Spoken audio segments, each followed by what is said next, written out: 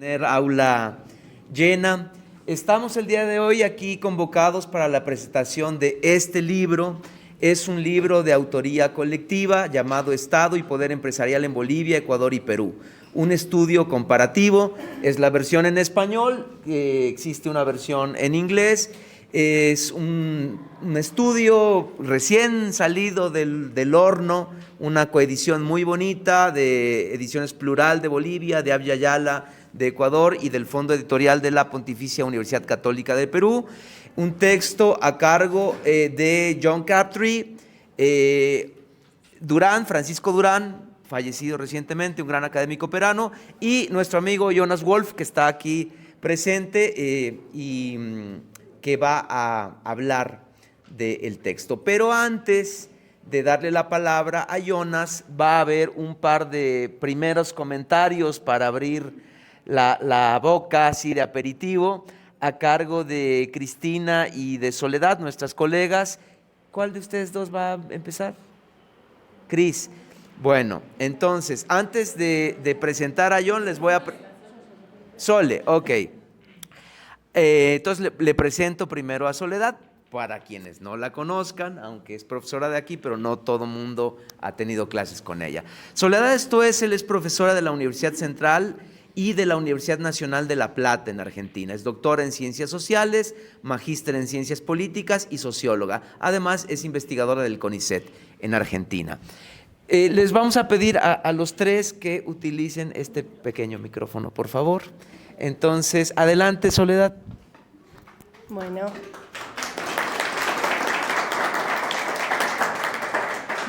buen día a todas y todos. Es un placer enorme poder estar acá en el marco de la presentación del libro que publicaron los colegas, y tenemos la suerte de tener la presencia de Jonas Wolf aquí en Quito. Así que, Jonas, te damos la bienvenida a Ecuador, a Quito. Ya has estado algunas veces en Quito, pero bueno, siempre es bueno tenerte nuevamente de visita y aprovechar entonces la presencia de Jonas para hacer una presentación y un comentario a este libro sumamente valioso, ¿no? Estado y Poder Empresarial en Bolivia, Ecuador y Perú. Un estudio comparativo, ¿no? Y me gustaría resaltar la cuestión comparativa del libro, porque desde mi punto de vista esta publicación constituye un gran aporte, ¿no?, a lo que es el campo de las ciencias sociales, especialmente de la sociología política, de las ciencias políticas, desde una perspectiva crítica, diríamos. ¿Sí? Es un libro que se aleja bastante de los debates y literatura dominante en el marco de las ciencias políticas, ¿no?, que por lo general ha prestado atención a dimensiones como los partidos políticos, las instituciones, los regímenes políticos, para dar cuenta de los procesos de desarrollo en nuestra región, en América Latina. Entonces, este libro viene un poco a discutir y a romper con esa visión más dominante en el marco de las ciencias políticas y plantea un estudio de investigación, ¿no?, comparativa. Ahora voy a ir un poco a la cuestión comparativa, sobre los procesos políticos, sociales y económicos en América Latina y especialmente en la región andina. ¿Sí? Es un libro que trabaja sobre 3 países, Perú, Bolivia y Ecuador, lo cual es bastante novedoso, ¿sí? Si bien hay estudios sobre, por subregiones, ¿no?, Cono Sur, región andina, América Central, no hay tantos aportes, ¿no?, comparativos en la región andina. El libro se inspira mucho, ¿no?, en un texto clásico, una investigación clásica de Catherine Conaghan y Malloy, ¿no?, de los años 80, en la región andina, y me gusta mucho cómo ellos dialogan con ese libro clásico, con esos autores, para entender un poco la situación, ¿no?, en América Latina, especialmente en la región andina. ¿De qué trata el libro especialmente? De cómo el poder empresarial, como le llaman los autores, cómo el poder empresarial se ha vinculado con la política, se ha vinculado con el sistema político, con el régimen político y con el Estado, ¿sí? La categoría del poder empresarial es clave a lo largo de toda la investigación, junto con el de captura estatal, ¿no?, que es un concepto bastante en boga, que viene siendo trabajado, discutido en el marco de las ciencias sociales en los últimos años. Sobre todo, si bien el concepto de captura estatal surge en los años 70, ha tenido una reactualización hoy en día, ¿no? En el contexto del llamado giro conservador o giro a la derecha en América Latina, ¿sí? A partir especialmente del año 2015, aunque en el caso de Perú, ¿no? Que eso Francisco Durando ha trabajado mucho, la cuestión de la captura del Estado ya viene siendo un gran debate, ¿no? En el caso de Perú ya desde los fines de los años 90. Bien, entonces, esta investigación aborda cómo el poder empresarial, cómo los empresarios, cómo las élites empresariales se han vinculado al Estado, ¿sí? Entonces, quiero mencionar como tres cuestiones, tres dimensiones. Voy a hacer también algunas preguntas para que después el autor, para que podamos dialogar después con el autor, no con uno de los autores. ¿No? Y primero es la cuestión de las relaciones socioestatales, ¿sí? Que es un tema fundamental que debe seguir siendo explorado, ¿no? En el marco de las ciencias sociales, y que este libro apunta, por más que no le llamen de esa forma, ¿no? Relaciones socioestatales, apunta a desentrañar cómo ha sido la relación, la interacción entre un sector de la sociedad civil, como son los empresarios, y el Estado, ¿sí? Y que lo tratan a través del concepto de poder empresarial y de élites empresariales, ¿no? Ahí un poco la pregunta que ya empiezo a deslizarle a Jonas es un poco cómo entender la heterogeneidad del poder empresarial, ¿sí? Acá nosotros, en la facultad tenemos algunos proyectos de investigación como el Observatorio de Élites y Poder, donde venimos discutiendo mucho, ¿no? En el caso de Ecuador, ¿quiénes son las élites económicas? ¿No? ¿Cómo se conforman esas élites económicas? Y venimos viendo que hay una gran heterogeneidad, ¿no? En Ecuador todos sabemos que ha habido una gran conflicto y disputa intraélite dentro de las élites empresariales entre la costa y la sierra, ¿sí? La disputa, el conflicto entre las élites de la costa, entre las élites de la sierra, ¿no? Entonces un poco el libro abona a entender un poco esa diversidad, ¿sí? De élites económicas, tanto en Perú, en Bolivia y en Ecuador, ¿no? Entonces un poco eso, ¿no? Tratar de entender la heterogeneidad dentro de las élites empresariales, de las élites económicas, financieras o de las élites empresariales, ¿sí?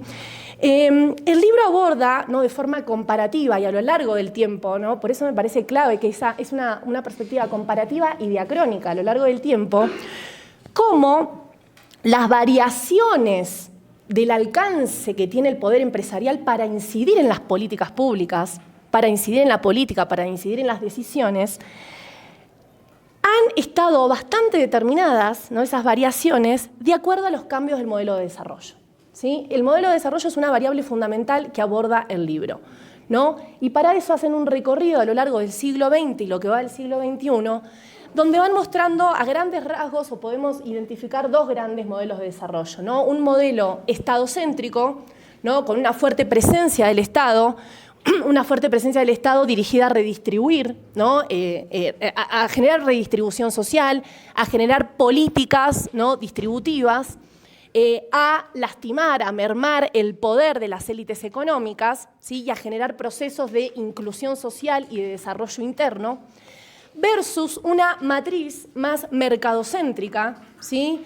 Neoliberal, podríamos decir, donde precisamente se coloca todo lo opuesto, ¿no? Esto es minimizar el Estado, delegar capacidades y funciones del Estado al mercado, ¿no? Entonces el libro va identificando estos distintos momentos en donde ha primado un modelo de desarrollo más estadocéntrico y en otros momentos donde ha primado un modelo más mercadocéntrico, ¿sí? Como el que estaríamos atravesando hoy en día en Ecuador, ¿sí? Entonces, van analizando el poder que tienen las élites empresariales a la luz de los cambios en los modelos de desarrollo, ¿sí? De desarrollo económico. Entonces, me parece que ese es un punto clave y que le aporta una novedad a los estudios comparativos en América Latina, ¿no? En el marco de las ciencias políticas, la sociología política, se ha trabajado mucho sobre la relación que hay o el rol que han tenido, por ejemplo, los sectores populares, los movimientos sociales, el sindicalismo u otros actores de la sociedad civil en el desarrollo, pero se ha infravalorado el rol que tienen las élites empresariales, ¿no? Entonces, este estudio es clave porque nos aporta una mirada comparativa para entender cómo en la región andina el poder empresarial siempre, históricamente, ha sido una dimensión fundamental en la configuración del Estado, de las políticas públicas, incluso de los procesos de desarrollo, ¿no? Me parece que una de las tesis fundamentales del libro es eso, más allá de las diferencias que puede haber entre Perú, Ecuador y Bolivia, ¿no? En términos de sus procesos históricos, Hay una tesis que es que las élites empresariales, los empresarios, los grupos económicos dominantes han, desde la fundación de los estados latinoamericanos, en el caso de la región andina, han moldeado la política, han moldeado las instituciones, han moldeado el Estado. Con algunas excepciones, con algunas pocas excepciones que yo las sitúo en lo que los autores hablan como el modelo de desarrollo estadocéntrico. ¿Sí? Es decir, en América Latina tenemos dos olas de esos modelos de desarrollo estadocéntricos, ¿no? Entre los años 30 o 40 y 70, y luego otro interregno entre el año 2000 y 2015 en América Latina. ¿Sí? Entonces, me gustaría puntualizar, ¿no? Algunas dimensiones sobre la cuestión del modelo estadocéntrico. Luego Cris seguramente va a hacer alguna alusión a la otra dimensión más del modelo mercadocéntrico, pero tratar de situarnos qué pasó durante ese interregno, ese breve interregno en donde el Estado se coloca, ¿sí? Como interventor, ¿sí? como un actor que interviene no solo en la economía, para regular la economía, sino como coordinador social de la sociedad. ¿Sí? Y me quiero situar sobre todo en el último momento, que va desde el año 2000 hasta el 2015, que se ha conocido como la marea rosa o el giro a la izquierda en América Latina. Bueno, ¿qué ha pasado en la región andina? Acá el libro es sumamente valioso porque aporta elementos para entender qué ha pasado con la matriz de desigualdad. No todos sabemos, y se repite hasta el cansancio, que América Latina es el continente más desigual del mundo.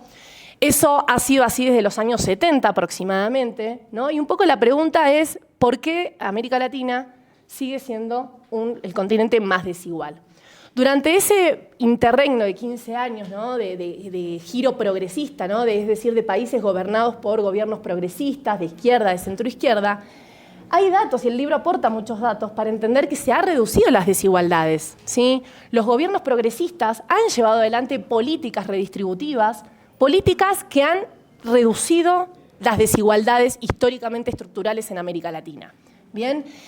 Y para entender cómo lo han hecho, es clave este libro, porque este libro nos aporta una mirada muy novedosa, que es entender cómo los ricos, cómo los poderosos, cómo los grupos económicos, cómo las grandes empresas han interactuado siempre con el Estado para beneficiarse privadamente, ¿sí? Que es lo que en el libro se llama la captura del Estado.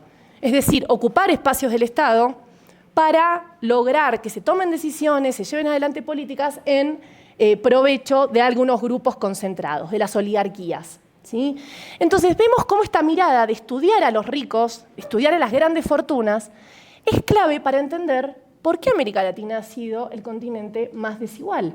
Por más que haya habido algunos interregnos en donde se haya reducido esas desigualdades gracias a determinadas políticas estatales redistribuidoras, ¿sí? Que han intervenido para, podríamos decir, lastimar o debilitar el poder instrumental de las élites. Y esto es lo que quiero plantear, ¿no? Y también hacerle una pregunta a Jonas respecto a la cuestión del Estado, ¿sí? ¿Cómo entender al Estado en ese sentido, ¿no? Porque también hay muchas teorías que enfatizan, por ejemplo, las teorías marxistas más clásicas, que enfatizan que el Estado siempre termina siendo un actor o un instrumento de dominación de los sectores más concentrados, dominantes. Pero vemos que en estos interregnos donde primó una matriz estadocéntrica, el Estado no fue simplemente un actor que puede garantizar y reproducir los intereses dominantes, sino que el Estado también puede ser un terreno estratégico desde el cual disputar, ¿no? La matriz de desarrollo, desde el cual disputar la concentración de los ingresos, disputar la concentración de poder,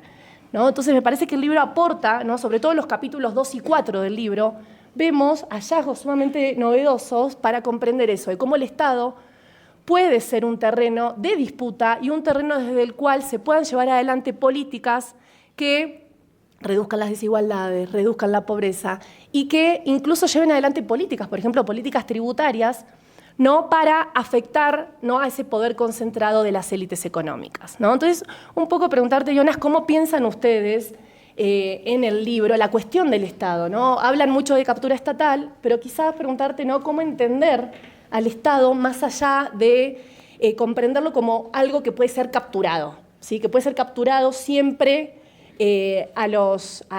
para garantizar la reproducción de los intereses dominantes, ¿no? Entonces, el libro aporta muchos indicadores, datos, evidencia que muestran, ¿no?, cómo en esos años, donde prima una idea más estadocéntrica, en los países andinos, con alguna cierta excepción de Perú, ¿sí?, de Perú, que Perú parecería que llega más tarde, ¿no?, a la ola progresista, al giro a la izquierda. ¿Cómo? Tarde y mal. Bueno, tarde y mal, ¿no? Y un poco así, patoja, ¿no? Como en esos años sí hubo alguna o se debilitó el poder instrumental. Y con esto también me parece interesante porque el libro plantea una propuesta tridimensional del poder, ¿no? De entender al poder de las élites económicas como un poder estructural, un poder instrumental y un poder discursivo. Y me parece que falta todavía investigar mucho más, ¿no?, y que el libro es un avance en ese sentido, sobre el poder estructural de las élites económicas. Como bien dicen los autores, durante este interregno del giro a la izquierda, sí se debilitó a las élites económicas, pero se debilitó su poder instrumental.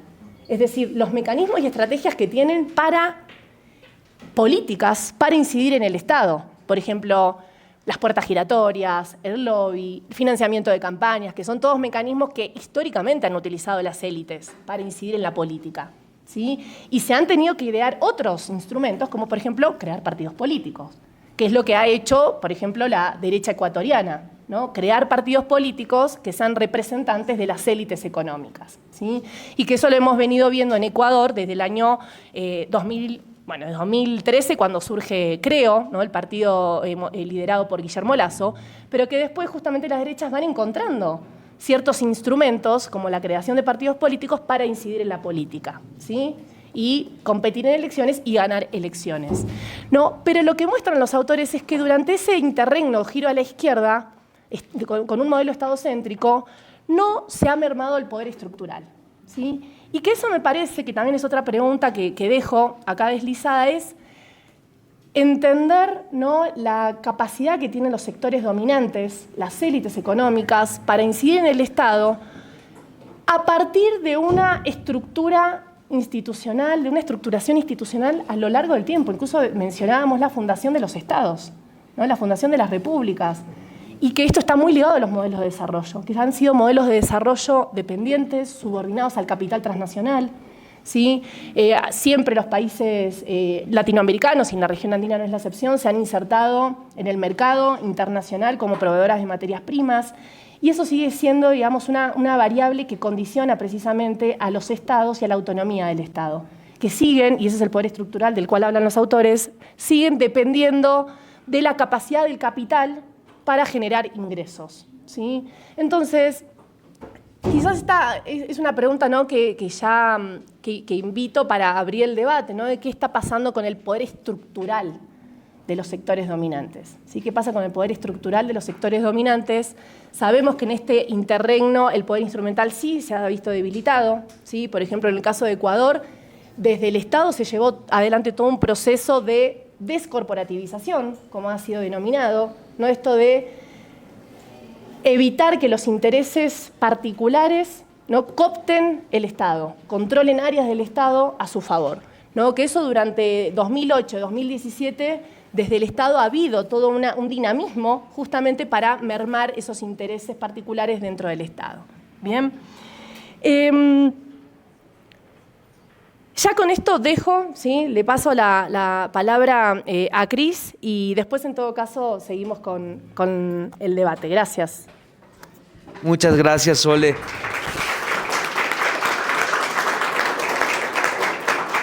Bueno, primero, a nombre del Observatorio de Élites y Poder, una disculpa también. Pensábamos que como era la semana de exámenes, pues no íbamos a tener tanto público, pero bueno, creo que el tema ha concitado. Una disculpa con la gente que se quedó parada.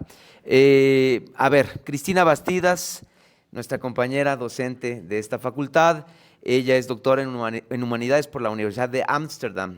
Sus estudios se han centrado en la comparación de las políticas educativas durante el neoliberalismo y los gobiernos de las mareas rosas en Bolivia y en el Ecuador. Gracias, Cris.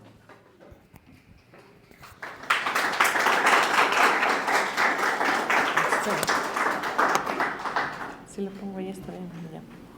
Bueno, muchas gracias a Jonas por estar presente aquí en la Universidad Central del Ecuador, en este espacio, en esta universidad pública, la más grande del país, que podamos discutir estos temas tan importantes para la realidad latinoamericana y para nuestro país, ¿no?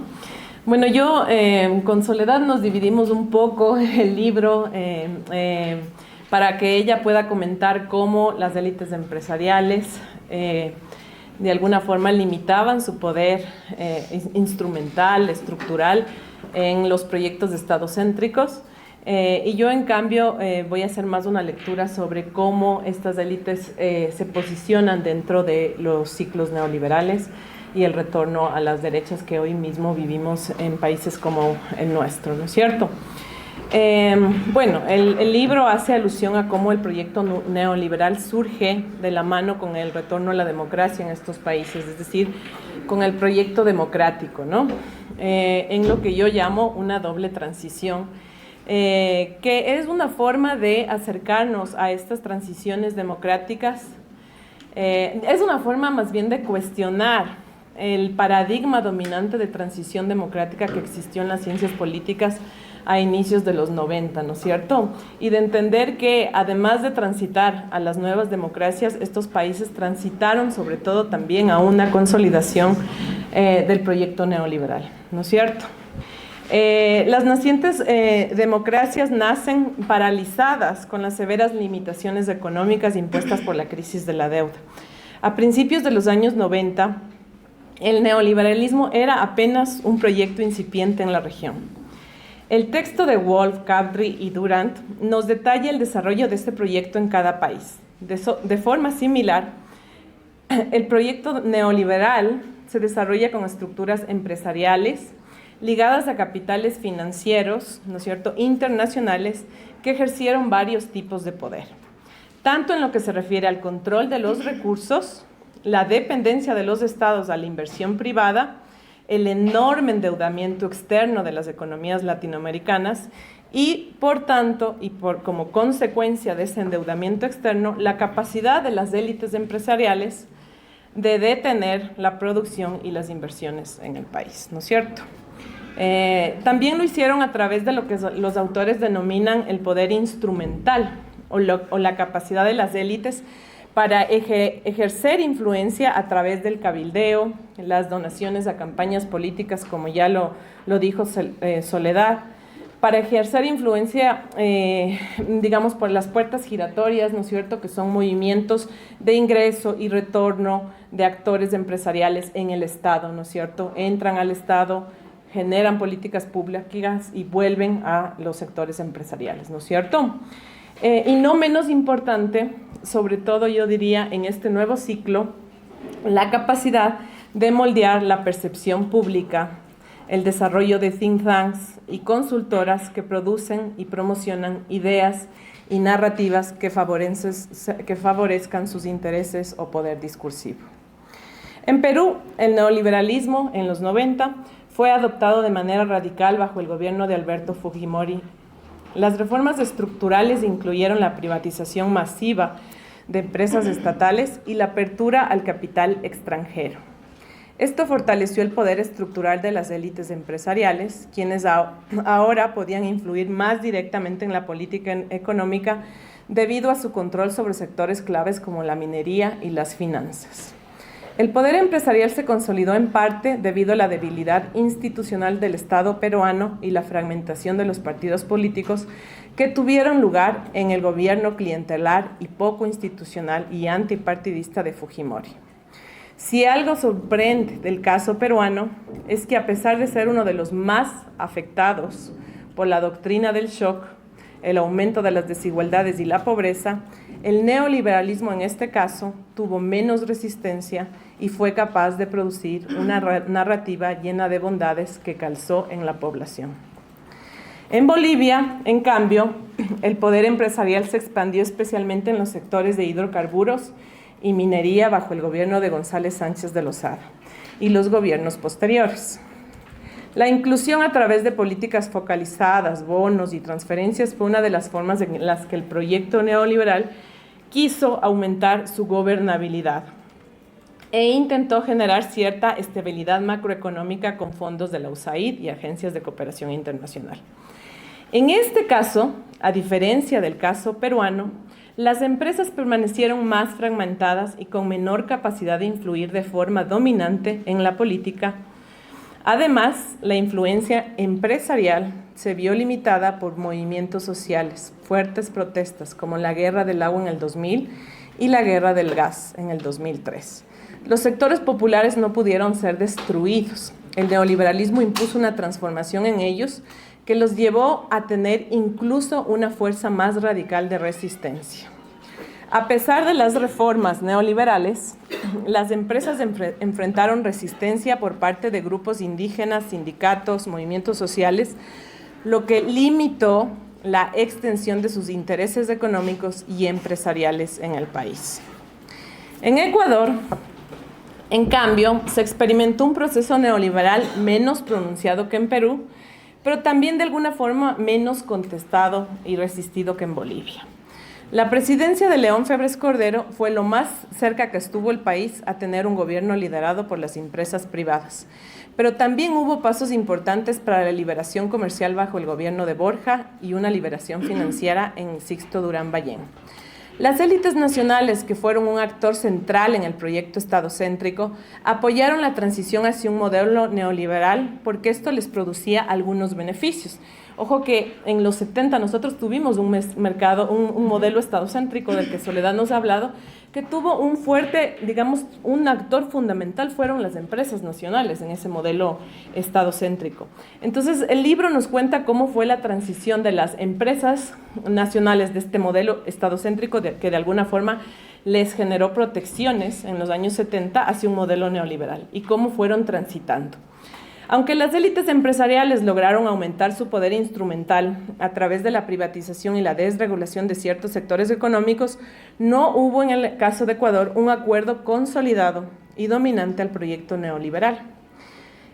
A pesar de la implementación de políticas neoliberales, las divisiones internas dentro de la élite económica ecuatoriana disminuyeron la cohesión necesaria para una influencia empresarial uniforme, como sí sucedió en el caso peruano.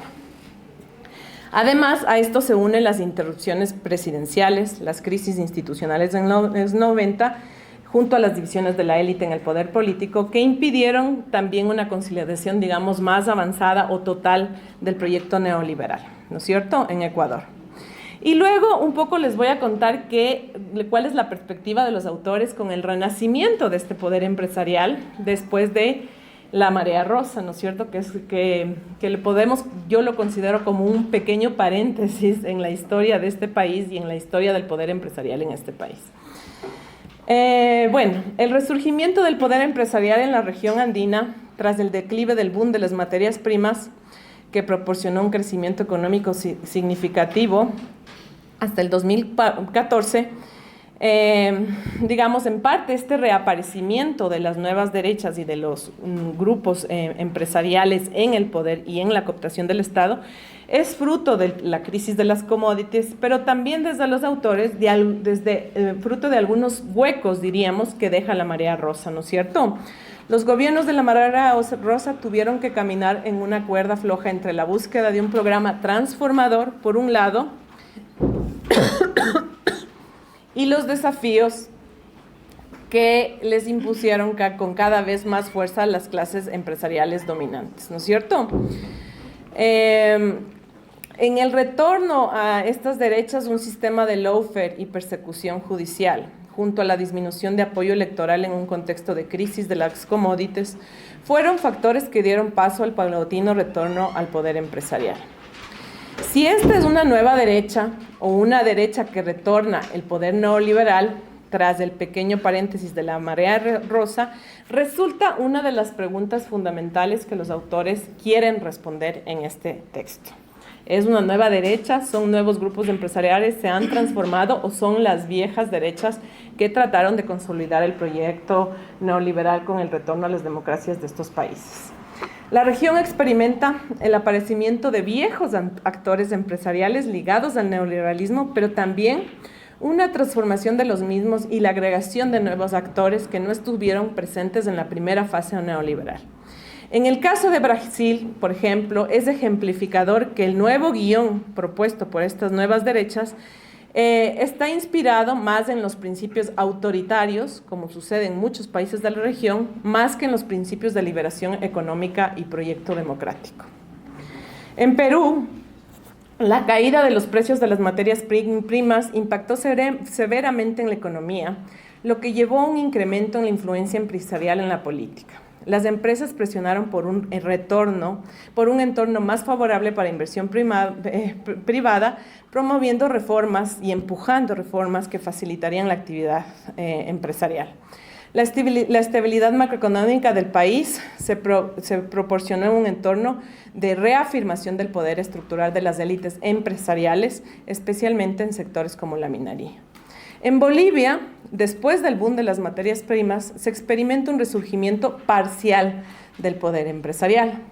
Aunque el gobierno de Evo Morales había implementado políticas de nacionalización y un mayor control estatal sobre los recursos, las empresas privadas comenzaron a recuperar su influencia en sectores estratégicos gracias a la necesidad de inversiones, a esta persistente necesidad de invertir, de acceder a inversión privada para mantener el crecimiento económico como una condición, ¿no es cierto?, que los sectores empresariales imponen.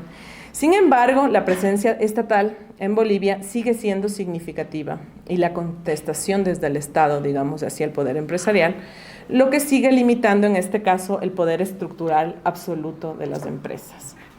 En Ecuador, en cambio, la dependencia del petróleo permitió al gobierno al gobierno de la María de Correa, digamos, financiar políticas sociales y mantener cierto control sobre el sector empresarial.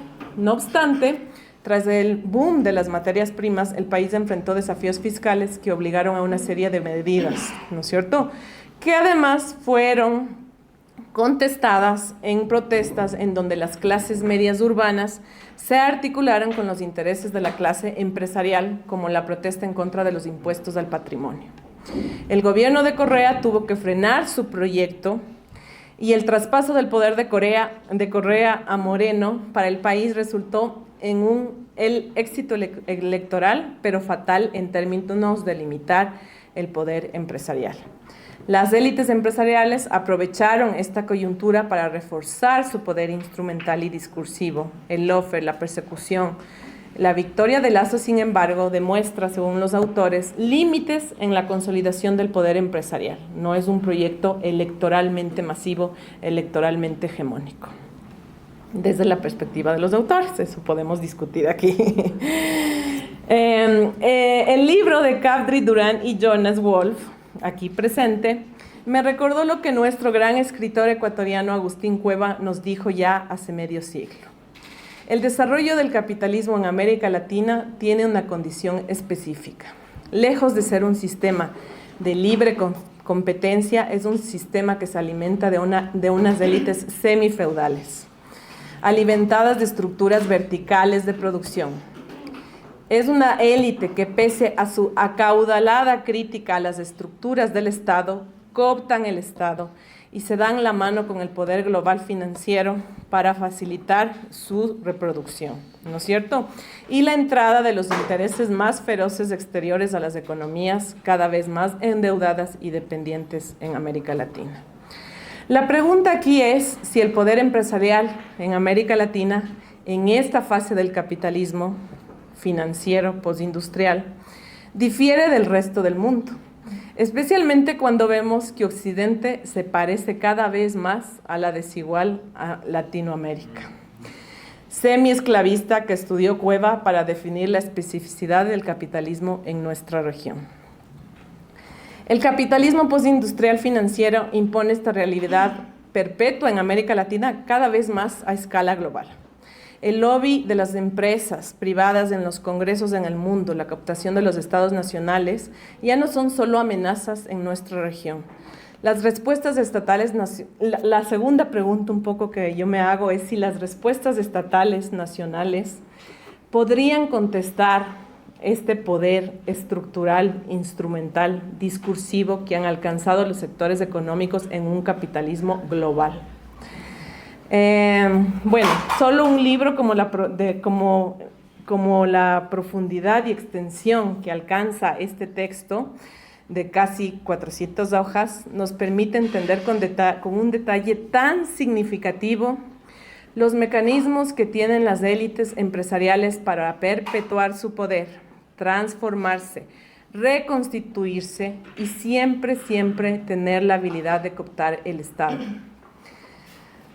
Assange decía hace pocos meses, ¿no?, tan acertadamente, que el enemigo más grande que tenemos hoy día en el mundo es nuestra incapacidad de comprenderlo, es nuestra incapacidad de saber cuáles son los mecanismos más detallados por los cuales opera el poder. Este libro nos permite contrarrestar a ese enemigo y a esa amenaza. Muchas gracias.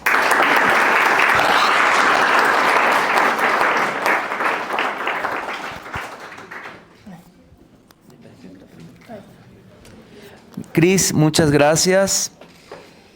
Bueno, vamos ahora a escucharle a Jonas. Jonas Wolf es profesor de Ciencias Políticas con enfoque en estudios de transformación y América Latina de la Universidad Goethe de Frankfurt y miembro de la Junta Directiva y director del Departamento de Investigación Conflictos Interestatales del Instituto Leibniz de Investigaciones de Conflictos y de Paz de Frankfurt. Sus investigaciones se han centrado en procesos de transformación política, movimientos sociales y las políticas internacionales de promoción de la democracia. Es también miembro de la Junta Directiva del Instituto Colombo-Alemán para la Paz, CAPAZ, co-coordinador del Grupo de Trabajo Países Andinos de la Asociación Alemana de Investigaciones sobre América Latina, ADLAF, y miembro del Research Network External Democracy Promotion. Jonas, bienvenido a la Universidad Central. Tienes la palabra para conversar con nuestro público.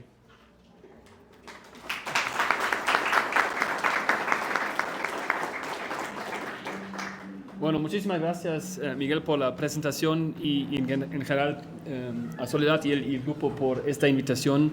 Es un gran placer estar aquí de vuelta a Quito y a esta universidad y a este evento con tanta gente realmente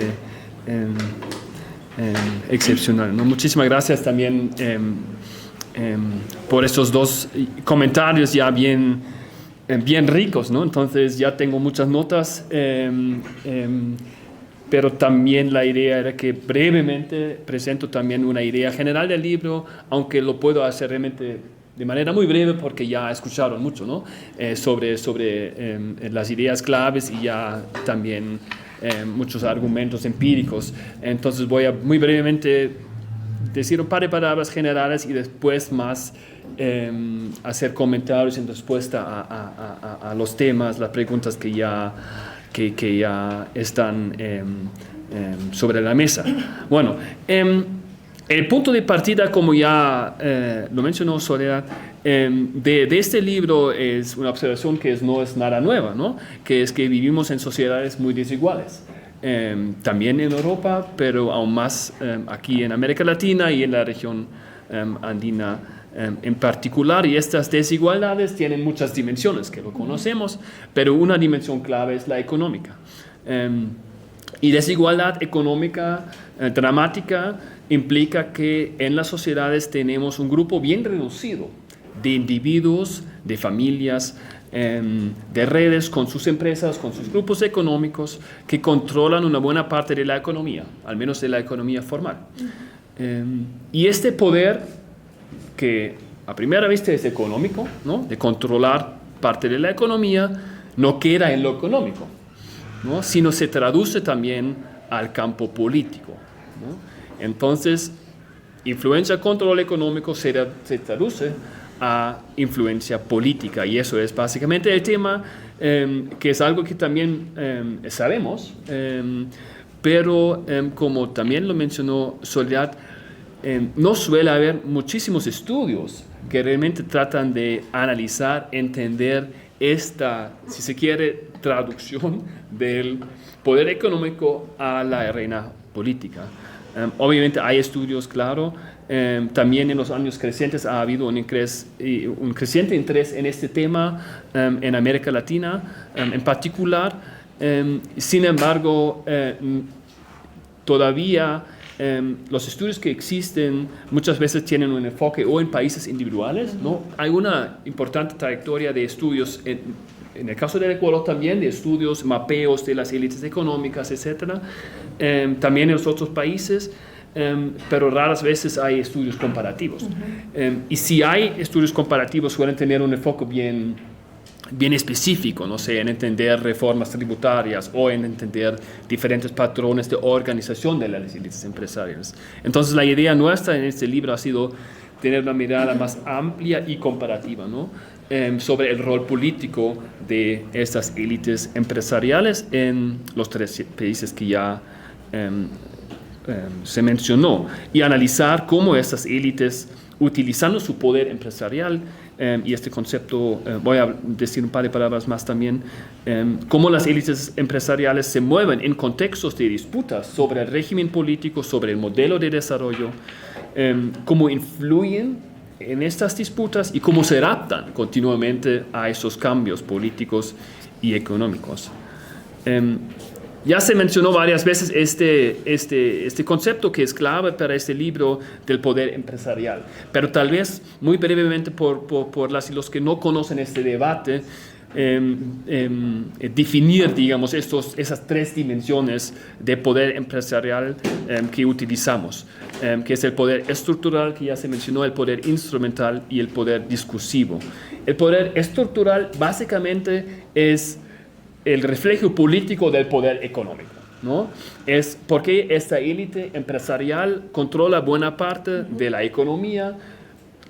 Sus decisiones económicas tienen efectos macroeconómicos y por ende también macrosociales y macropolíticas. Entonces, para cada estado, para cada gobierno es relevante sus decisiones en cuanto a invertir o no, sacar divisas del país o invertir en el país, emplear a gente, bajo qué condiciones, etcétera, invertir en qué tipo de sector, exportar más, traer divisas, etcétera.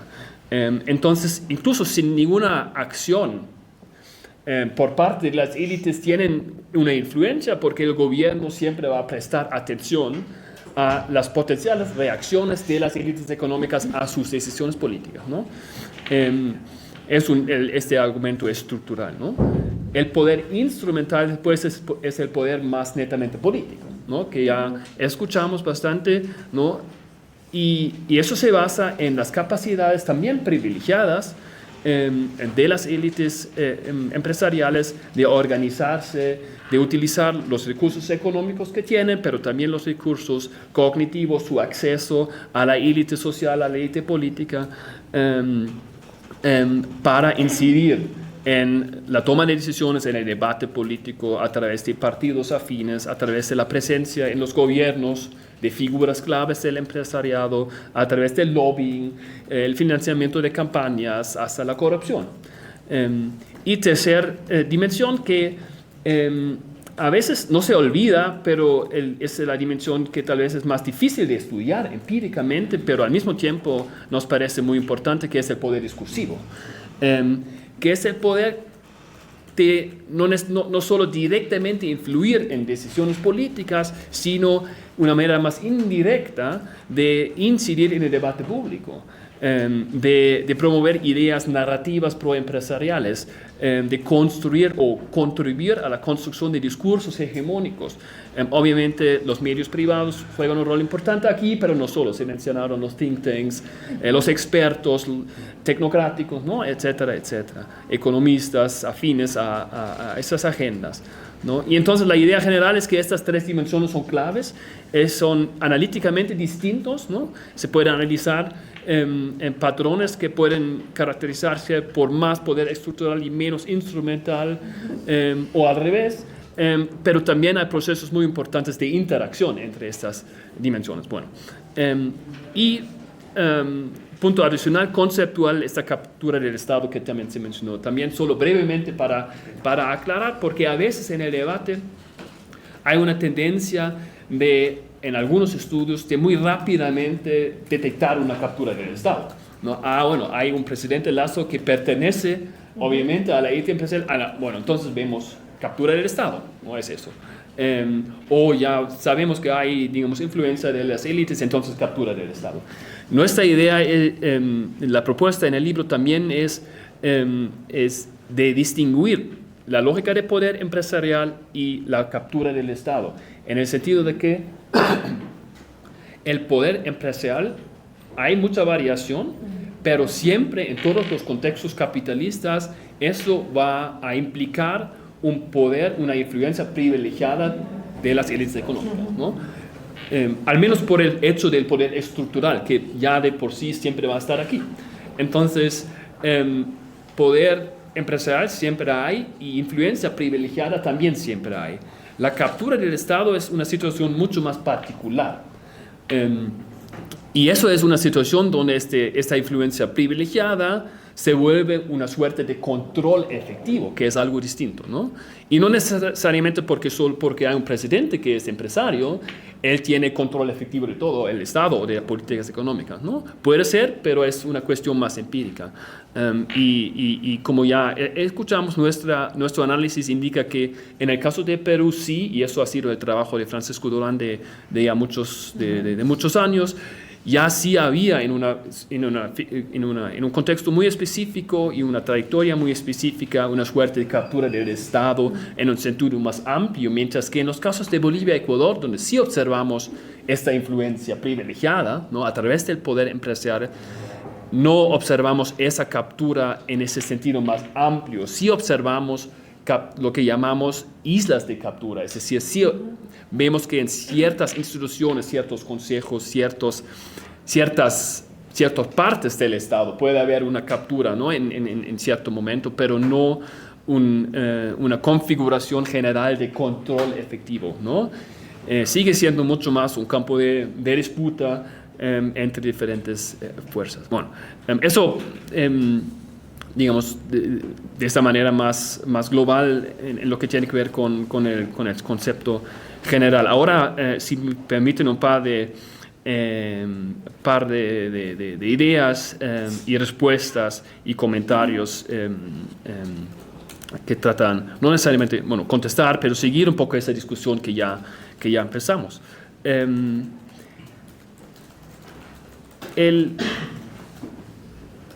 El primer punto, la primera pregunta que hizo Soledad, que es clave, ¿no? Que tenía que ver con la heterogeneidad de las élites empresariales, ¿no? Y eso es, digamos, obvio y es importante y falta siempre estudiarlo más, porque en general lo que nosotros no hacemos, pero lo que se hace en la sociología de las élites, ¿no? Eso de realmente ver quiénes son, ¿no? Quiénes son, qué redes existen entre diferentes actores, qué clivajes, qué alianzas existen, qué diferencias en cuanto a regiones, sectores, diferentes grupos o familias, redes familiares, etcétera, puede haber, y cómo después estas redes se extienden a élites políticas, etcétera, ¿no? Entonces la heterogeneidad siempre hay. La pregunta que para nuestro análisis después se vuelve más importante es cómo en diferentes contextos las élites empresariales construyen a partir de esta heterogeneidad más cohesión y logran más cohesión organizativa, política, para precisamente el poder instrumental y discursivo, o en qué contextos no tanto, ¿no? Y eso es una diferencia clave entre el caso de Perú por un lado y Bolivia y Ecuador por otro lado. Que en el caso de Ecuador, muy marcadamente, yo diría hasta hoy en día, pero con ciertos matices, y en el caso de Bolivia en general también, hay una serie de clivajes que las élites empresariales no logran de manera más estable, de alguna manera resolver para crear más cohesión, ¿no? Y el clivaje básico en los dos países, Bolivia y Ecuador, es el clivaje regional, pero se cruza también con otros clivajes, ¿no? Que son sectoriales y también tienen que ver con los grupos económicos que no tienen una lógica sectorial, ¿no? Pero sí compiten entre sí, y que en el caso de Ecuador muy marcadamente también tienen sus alianzas particulares con actores políticos, ¿no? Entonces tenemos en el caso de Ecuador esta lógica, tanto en el campo político de los partidos como en las élites económicas, esta lógica muy fragmentada, ¿no? A veces muy personalista, ¿no? Se puede depender más de los nexos personales que de proyectos políticos en algún sentido, ¿no?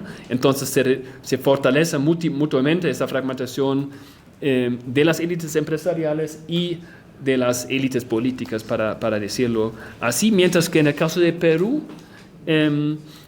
eso no se da, que tiene que ver, por un lado, con factores estructurales, ¿no? Una característica muy simple, pero muy importante, que la capital está en la costa, entonces lo que es Quito y Guayaquil, y lo que es La Paz y Santa Cruz en Ecuador y Bolivia, en Perú es Lima. Entonces es más fácil cohesionar, ¿no? Pero también es un resultado de dinámicas históricas, ¿no? En el caso de Perú, esto surge en un contexto de los, sobre todo en los años 80, con un gobierno y un intento de hacer frente a las crisis económicas con medidas más heterodoxas, y como respuesta a eso, y a la vez el contexto de conflicto armado interno, hay un proceso de cohesionar por parte de las élites empresariales y parte de las élites políticas, y eso se consolida en un contexto también muy particular, que es el régimen autoritario de Fujimori, ¿no? Entonces eso hace una diferencia muy importante,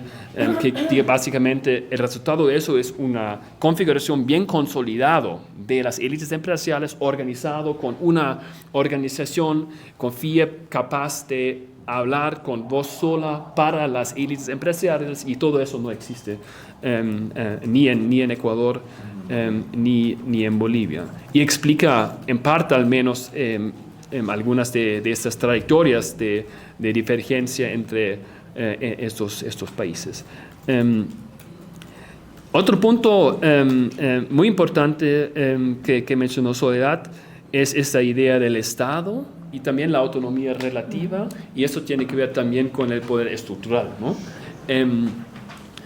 Digamos, el libro tiene varias debilidades, obviamente, ¿no? No podemos hacer todo, y una debilidad me parece que no tiene una teoría muy elaborada de lo que es el Estado. Obviamente hay muchas teorías, hay muchos debates, y nosotros en este libro hacemos un uso, diría, más pragmático de lo que existe para nuestros objetivos, que tienen más el enfoque en el poder empresarial y su relación. Si trato de resumir nuestra propuesta aquí, es que sí entendemos el Estado a la vez como un terreno de disputa o un campo de disputa de fuerzas, pero también como un set de instituciones, como entidad. Entonces, es a la vez las dos cosas, y entonces las relaciones de las élites empresariales con el Estado también tienen dos lógicas diferentes que tienen que ver con esta doble característica del Estado, ¿no? Por un lado, se trata de actuar, si se quiere, dentro del Estado, en este terreno de disputa, incidir a través del poder empresarial para incidir tanto en procesos de institucionalización, de reformas políticas, pero también en la toma de decisiones en cuanto a políticas económicas, etc. Y al mismo tiempo hay la relación entre dos entidades distintas, que son las élites empresariales con sus organizaciones y el Estado con sus instituciones. Entonces, dependiendo de las correlaciones de fuerzas, a veces eso es más una relación de exterioridad, a veces es más una cuestión de actuar dentro de las instituciones, ¿no? Dependiendo de precisamente las dinámicas que se dan dentro de este terreno de disputas. Pero en términos muy generales, y eso es toda la idea del poder empresarial, la institucionalidad del Estado siempre va a ser un campo de disputa con una selectividad estratégica, en el sentido de que tiende a dar privilegios de acceso a esas élites empresariales, ¿no? Y con eso han tenido que luchar, obviamente, los gobiernos más postneoliberales, más progresistas, que trataron en ciertos momentos de reducir esta influencia de las élites empresariales, imponer algunas políticas de reformas, de redistribución, de como que aumentar de alguna manera la autonomía relativa del Estado, ¿no? Y aquí el poder estructural y también su interacción con el poder instrumental es clave, ¿no? Y como ya escucharon, la idea aquí es, si queremos entender este giro, se dice giro a la izquierda, la marea rosa, los gobiernos de tipo Correa en Ecuador, Morales en Bolivia, por un lado es importante entender cómo el poder estructural se reduce en cierto momento, sí, pero no tanto por reformas, cambios internas, sino sobre todo, en primer paso, por cambios del contexto externo, ¿no? Y que tiene que ver obviamente con las estructuras económicas domésticas, ¿no? Los precios básicamente de los commodities, del petróleo, del gas, que facilitaron unos cambios que también esos gobiernos aprovecharon para cambiar esos sectores, para incrementar más su acceso a recursos, y como esos sectores no eran tan relacionados con otros sectores donde más las élites empresariales domésticas han tenido un rol, esto creó un acceso a recursos para los gobiernos que daban cierta autonomía relativa frente a las élites empresariales domésticas en el caso de Ecuador y Bolivia, no tanto en Perú, porque el sector extractivo tiene una organización distinta.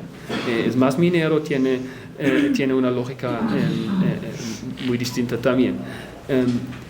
Pero lo que pasó después, y eso es la dimensión donde vemos un cambio más significativo o más dramática incluso desde la perspectiva de las élites empresariales, es en el poder instrumental. Entonces se aprovecha eso para reducir de manera muy significativa el poder instrumental, y eso es lo que pasa en las primeras fases de los gobiernos de Correa y también de Morales, ¿no? Donde básicamente se corta, para algunos años después hay cambios, ¿no? Pero en la primera fase se corta este acceso tradicional muy directa de las cámaras empresariales al gobierno, la presencia de individuos, ¿no? De personas del empresario en los ministerios claves. Se reforma algunos de esos consejos donde las élites empresariales tenían un rol protagónico. Entonces se da eso, y al mismo tiempo, por los cambios aquí en el caso del Ecuador, con la suspensión del Congreso, con la elección de la Asamblea Constituyente, también se reduce dramáticamente el poder de veto de los partidos tradicionales, que eran también los partidos afines a las élites empresariales, ¿no? Entonces, el resultado de eso es después de una primera fase que en Ecuador ha sido muy corto, en Bolivia un poco más largo, tenemos una situación donde el poder instrumental de las élites empresariales se ha reducido bastante. Y a la vez, por el commodity boom, el poder estructural también. En lo que tiene que ver por el discursivo, nuestro análisis es que en contraste a Perú, donde es diferente, en Bolivia y Ecuador se solía hablar de la hegemonía discursiva también del neoliberalismo en los años 90, etcétera, pero que realmente nunca ha sido así. Que este consenso de Washington que se hablaba entonces, al final de cuentas se limitaba básicamente a las élites políticas y económicas, y nunca captó realmente el sentido común popular, que era claramente, bueno, aquí con los referéndums ya en los años 90, que todos fracasaron, y eso persiste hasta hoy en día, ¿no? El último referendo, yo diría, es un indicador de eso, ¿no? Que en lo económico al menos no observamos, ¿no? El tema de seguridad impone otra lógica que podemos discutir, ¿no? ¿Qué significa? Pero en lo que tiene que ver con la idea económica del neoliberalismo, nunca ha habido eso, y en Bolivia la misma cosa, y tiene que ver obviamente también con la fuerza de los movimientos sociales, del movimiento indígena en Ecuador, sobre todo, que durante todos los años 90, ¿no? Ha tenido esa capacidad también de hacer resistencia también en el campo discursivo a esa situación. En Bolivia ya se mencionaron también los movimientos sociales importantes. Bueno, entonces Eso sí, pero, y estas son las limitaciones de esos gobiernos, como dije, ha habido este cambio importante en el poder instrumental y también una lucha muy importante en el campo discursivo, ¿no? Con todo el lío aquí con Corea, con los medios privados de comunicación, muy obvio aquí en Bolivia una cosa similar, pero al final de cuentas no se aprovecharon, digamos, esa coyuntura del commodity boom para realmente cambiar la economía en lo estructural. Entonces las élites empresariales, había cambios en el sentido de que un grupo económico se benefició más, otro menos, ¿no? Entonces en ese sentido sí, pero la estructura de las élites empresariales, tanto aquí como en Bolivia, básicamente se mantenía. Entonces con el fin del boom de los commodities, vemos que el poder estructural persistía, ¿no? Y ahora otra vez vuelve a ser más relevantes para los gobiernos porque ahora están en dificultades económicas, etc. Y entonces en ese contexto vemos ya durante los gobiernos de Morales y Correa intentos por parte de los gobiernos de acercarse otra vez a las élites empresariales, al menos a algunos sectores claves, exportadores, etc., entrar en diálogo, tratar de consensuar cosas, etcétera, dar concesiones que directamente refleja este poder estructural y que significa una recuperación, al menos parcial, de este poder instrumental, ¿no? Otra vez, las élites empresariales, al menos en parte, no tanto a través de partidos, sino más directamente con los gobiernos, reganan cierto acceso a las decisiones políticas. Y eso ya se da, como dije, durante los gobiernos de Morales y Correa aquí, pero se consolida obviamente aquí después con Lenín Moreno y Lasso y Noboa. Bueno, a ver, yo quería al menos también un par de cosas en respuesta a Cristina, que también eran cosas muy importantes, ¿no? Un primer comentario, porque este importante argumento de la doble transición, ¿no? Que también me parece clave, ¿no? La combinación de las reformas neoliberales en contextos de democratización, ¿no? Que es contradictorio en muchos sentidos, pero hay que entender cómo funciona esta combinación, esta configuración de neoliberalización y democratización, ¿no? Por un lado, obviamente hay una tensión fundamental entre la democracia y el neoliberalismo, porque en la democracia la idea principal es la igualdad política y como la idea mercadocéntrico y los otros principios del neoliberalismo, obviamente con enfoque en el mercado capitalista, que es un mercado profundamente desigual por definición. Entonces hay una tensión fundamental por acá. Pero esta tensión de alguna manera ayuda a trabajar otra tensión para las élites empresariales, ¿no? Porque para las élites empresariales, en todos los contextos, la democracia ya de por sí presenta un riesgo, una amenaza, precisamente por la idea de la igualdad política, ¿no? La élite empresarial siempre va a ser una minoría muy chiquitita, y en contextos de desiguales, normalmente, también desde las ciencias sociales, pensamos que si todo el mundo puede votar y la mayoría es más pobre y hay unos ricos, van a votar por gobiernos que van a implementar políticas de redistribución. ¿No sería algo lógico? Pero eso no pasa, ¿no? O a veces pasa, pero normalmente no. Pero desde las élites empresariales, eso siempre, digamos, en temas muy generales, digamos, esta percepción de una amenaza. Y lo que vemos que en esta fase, digamos, de alguna manera las élites empresariales en esos países también, en otros también, aprenden de que sí se puede manejar democracia. Se puede manejar democracia, incluso puede ser mejor, ¿no? Que regímenes autoritarios que tenían el riesgo también para las élites, que normalmente, como son autoritarios, tampoco garantizan de manera institucional su voz. La democracia sí ofrece eso. Entonces, la democracia, en contextos de reformas neoliberales, ofrece, por un lado, unas políticas en temas generales que benefician a las élites y al mismo tiempo garantiza por la institucionalidad de la democracia precisamente el ejercicio de este poder empresarial en lo instrumental y de manera indirecta en lo estructural y también en lo discursivo, ¿no? Y entonces, por eso, digamos, si es que funciona esa configuración, tiene este efecto, pero lo que pasa con el giro a la izquierda con la marea rosa es que reaparece, digamos, esta percepción de amenaza por parte de las élites empresariales, ¿no? Y entonces esas dinámicas que ya discutíamos. Tal vez para cerrar y después vamos a discutir más, ¿no? Solo un comentario porque eso también es clave, ¿no? El libro tiene enfoque en la región andina o los Andes centrales y también tenemos una mirada mirando, digamos, el contexto regional de América Latina, pero obviamente esos argumentos no son necesariamente específicos para América Latina, ¿no? Entonces eso era la pregunta al final también un poco, ¿no? ¿Eso se aplica también para Alemania o Europa? Yo diría sí y no. En términos generales, sí.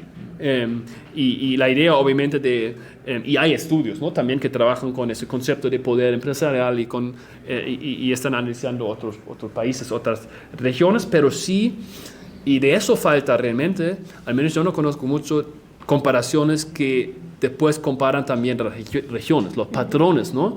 Ahora nuestro énfasis en una subregión de América Latina, hay estudios sobre América Latina, pero realmente comparar de manera más sistemática los patrones en América Latina con, por ejemplo, patrones en Europa, ¿no? Para decirlo así, eso sería algo muy importante, ¿no? De lo que sabemos de estudios sobre las estructuras del capitalismo, sí nos indican que va a haber cosas en común, pero también diferencias claves, ¿no? El capitalismo aquí, en términos muy generales, es un capitalismo más jerárquico, más oligárquico, ¿no? Semifeudal, ¿no? Y eso tiene efectos en el funcionamiento del poder empresarial y su relacionamiento con el Estado también, ¿no? Entonces, eso sí me parece que va a ser muy, muy, muy diferente, ¿no? Aquí mucho más fuerte la democracia o el Estado. El Estado funciona simultáneamente con dos lógicas, la lógica oligárquica, que es a través del poder empresarial, y la lógica democrática también existe, ¿no? Entonces las dos cosas, por eso hay estos choques siempre, ¿no? Las élites tampoco pueden imponer, ¿no? Y entonces vemos en el caso de Ecuador siempre esta dinámica de intentos de reformas neoliberales y resistencia y un gobierno que se elige pero después es muy débil para implementar, ¿no? Ese tipo de cosas. Pero esa lógica de la lógica oligárquica y la lógica democrática es muy fuerte aquí, ¿no? Bueno, aquí lo dejo. Okay. Gracias.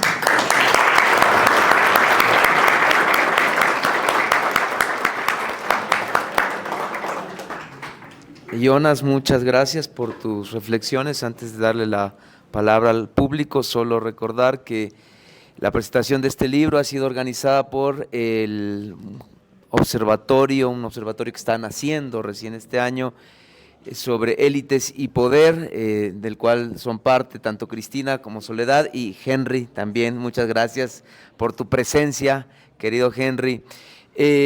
Bueno, tenemos unos minutos más por si cualquiera de ustedes quiere hacerle alguna pregunta o algún comentario a Jonas. Paso el micro, ¿verdad? ¿No? Ok, entonces se queda acá el micro. Compañera, por favor, atrás. Perdón, no me sé el nombre de todos, así es que ustedes se presentan, por favor. Buenas tardes, soy Michelle, estudio Ciencias Políticas. Algo que me pareció súper interesante y que habían mencionado en toda esta presentación del libro fue de los nuevos instrumentos que se han generado por parte de la derecha y de este sistema empresarial, como era el lobbying y la puerta giratoria. Entonces mi pregunta va, ¿cómo estos instrumentos han afectado al Estado ecuatoriano actualmente? O sea, ¿cuál ha sido su impacto dentro del Estado? Gracias.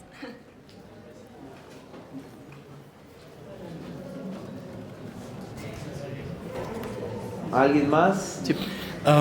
Buenas tardes con todos, todas, todes. Mi nombre es Daniel, estudio Ciencias Políticas. Bueno, con relación, mientras explicaba el libro, tocó el tema de capitalismo cognitivo, no sé escuchar bien, pero durante una clase de pensamiento político moderno habíamos como debatido ese tema y tratábamos de que el capitalismo cognitivo es como un nuevo estadio en términos de Durkheim que convierte la creatividad, el conocimiento y la información en fuentes de valor y de riqueza. Bajo esa idea, mi pregunta era la siguiente. Quería saber si es que el libro presenta o explica cómo influye el capitalismo cognitivo en las relaciones internacionales entre el Ecuador, Perú y Bolivia, considerando el impacto de los gobiernos de derecha, que es el poder empresarial que explica el libro, en Latinoamérica.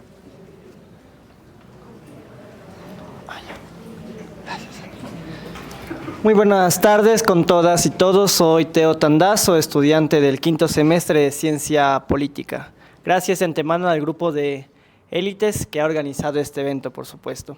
Bien, esta pregunta ya he realizado en varios foros, sobre todo en el tiempo electoral en que nos encontramos. El libro da testimonio de que efectivamente, y en la historia de América Latina, el poder político ha estado capturado por parte de las élites económicas, que en palabras de Henry son como unas élites totales que abarcan desde el ámbito económico, el ámbito político y el ámbito cultural. Dado que hemos visto gobiernos de derecha como el de Javier Milei o el de propio Daniel Noboa, especialmente el de Noboa, que proviene de una matriz empresarial, es posible, en vista del autor, que en algún momento puede existir una ruptura o un cambio decisivo en cómo el Estado ha sido capturado por las élites.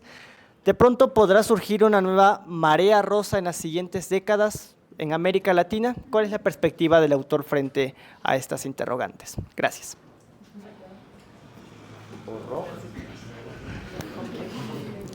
Bueno, muchas gracias a Miguel y a Soledad y a Cristina y a Jonas por la excelente exposición. Simplemente un comentario. Yo soy comunicadora social y yo recuerdo que trabajé en una agencia de publicidad que es precisamente la dueña, la primera expresidenta de la República del país. Y le contaba acá, no le comentaba, que justo en el tiempo de Correa, cuando dio esto de la marea roja, se preocupaban mucho precisamente los empresarios y nos contrataron, ¿no?, para dar entrenamiento de medios y cómo podía llegar, ¿no?, al presidente de la República. Entonces, el tema es que las relaciones públicas, ¿no?, obviamente para los chicos que son politólogos o sociólogos, es como un escalón precisamente al lobby, ¿no?, que es lo que utiliza siempre las empresas, ¿no? Entonces, el lobby es mucho más agresivo, ¿no? Y yo recuerdo claramente que el gerente de Lafarge, que es Selva Alegre, las empresas de Cemento Selva Alegre acá, decía claramente que él va a llegar a través de la mamá, ¿no?, al presidente Rafael Correa. Y ustedes obviamente sabrán, ¿no?, que las empresas, o sea, específicamente lo que es construcción, subió muchísimo en el tiempo de Correa. Entonces, incluso con la marea roja es como casi imposible de que las empresas y el capital no lleguen precisamente a ese círculo, ¿no? Es como que un poco coartan, ¿no? Y yo recuerdo que obviamente yo era junior, yo era como la comunicadora social junior, era muy jovencita, y claro, nos llevaban precisamente para que nosotros aprendamos a entrenar precisamente estos futuros, ¿no?, gerentes de estas empresas que no son empresas, son multinacionales. Y esas estructuras de lobby que tienen son extraordinarias. O sea, ustedes no tienen idea de cómo llegan precisamente a lo más inhóspito, o sea, a los contactos más inhóspitos que hay. Incluso aquí está Cangao, que trabajó conmigo en la Amazonía. Recuerdas que tuvimos un problema con el grupo Guaorani, porque precisamente había una petrolera, no Petrobel, no, que era dueño un judío, no, y que cuando el gobierno de Correa dijo, bueno, se quedan las utilidades en la Amazonía, no, la empresa lo que reclamaba justamente era que se le diera todas las garantías, ya que les quitaron obviamente la incidencia, digamos, directa que tenían frente a las comunidades. Entonces, miren, ni siquiera, incluso la marea roja es como que se libera de esto, porque o sea, los tentáculos de las empresas son impresionantes. Y yo recuerdo Petrobel, recuerdo a un abogado que hacía lobby precisamente en la gobernación de Pastaza, donde trabajábamos a Cangao y yo, ¿no?, cómo llegaba hasta ahí, ¿no?, cómo llegaba hasta nosotras, incluso nosotras, que, o sea, yo era la directora de comunicación, la socióloga que obviamente estaba en el departamento de análisis, nos invitaron a un almuerzo, y yo como comunicadora obviamente sabía que eso era como para presionarte, ¿no?, y decir, bueno, sí, ¿cómo logramos que mi empresa esté bien, ¿no? Entonces, mira cómo son los tentáculos grandísimos. Hasta ahí mi comentario, no sé si hay otras preguntas, chicos, chicas. Bueno, con eso nos arrancamos, ¿no? Sí. Yo empiezo. Bueno, ustedes también pueden. No, muchas gracias. Preguntas muy importantes. Sí, Michelle era, ¿no? En la primera pregunta, sí, bueno, dentro de lo que nosotros llamamos el poder instrumental, esos instrumentos son claves, ¿no? El lobbying, la puerta giratoria, y sí, en el caso de Ecuador, como en los otros casos, como en todo el mundo, se puede decir en este caso, ¿no? Eso realmente, esos elementos son realmente muy, muy importantes, ¿no? La lógica del lobbying es más la lógica, digamos, de ser como empresariado, un actor, bueno, heterogéneo, externo al gobierno y tratar de utilizar todos esos instrumentos más modernos, menos modernos, más tradicionales, más legales, menos legales, para incidir, ¿no? Y la puerta giratoria es un poco otra lógica, porque la lógica es de entrar, ¿no? De entrar al propio Estado, para decirlo así, entrar al gobierno, a instituciones claves, etcétera, y tener de alguna manera representantes, ¿no? De la élite dentro del gobierno, pero como es una puerta giratoria, tiene las dos direcciones. Entonces también es es una dinámica que facilita mucho el lobbying, ¿no? Porque y él por eso contrata, ¿no? Por eso desde las empresas contratan a exfuncionarios, expolíticos, porque saben que tienen esos nexos, saben cómo se mueve el sector público, ya todavía conocen obviamente todo el mundo, etcétera, y eso también refuerza después la capacidad de lobbying, ¿no? Entonces eso es algo que observamos muchísimo, obviamente, en esos países, pero no es algo particular, ¿no? No es algo particular aquí, pero cuan más pequeñas son esas élites y esas redes de élites también, ¿no? Obviamente eso facilita también esos procesos de lobbying, ¿no? Si básicamente, bueno, conceptualmente distinguimos entre élite política y élite económica, pero muchas veces es imposible hacerlo porque son las mismas personas, o al menos son las mismas familias, son las mismas redes, ¿no? Y eso se da sobre todo a nivel local, ¿no? En el caso de Bolivia, en Santa Cruz es muy obvio, ¿no? En el caso de Guayaquil también es muy obvio. Bueno, en Quito no va a ser muy diferente, pero sí la lógica es un poco diferente, ¿no? Entonces, sí, en contextos donde estas élites tienen más esa lógica de oligarquía muy pequeña, etcétera, también eso facilita el uso de todos esos instrumentos de lobbying, del marketing, de puerta giratoria. Tal vez para saltar al último punto, lo que pasa precisamente es eso, ¿no? En ese contexto, lo que hablaba un poco sobre esto, como las élites empresariales aprendieron en los años 80 que sí les iba a funcionar la democracia, ¿no? Al menos en ese sentido de no presentar una amenaza tan, digamos, revolucionaria, ¿no? Que pensaba, ¿no? Y después, aquí en los años 80 y 90, se consolida esta configuración donde con esos mecanismos de la puerta giratoria, el lobbying, las redes, el poder instrumental, el poder discursivo, los medios de comunicación, con todos los cambios, al final de cuentas, si hay un gobierno explícitamente socialdemócrata o más de derecha, claro, cambia cosas, ¿no? No es que da igual, pero no rompe con esta configuración, ¿no? Siempre hay este acceso muy directo y el acceso indirecto también muy fuerte de las élites empresariales, y eso cambia con Corea. Al menos en esta primera fase hay mucha incertidumbre, ¿no? Entonces hay esos procesos de adaptación, ¿no? En Bolivia la misma cosa, ¿no? ¿Qué pasa aquí? Una percepción de amenaza, una reducción de muchos de esos mecanismos establecidos, entonces la búsqueda por nuevos, ¿no? O la búsqueda por los instrumentos que todavía quedan, ¿no?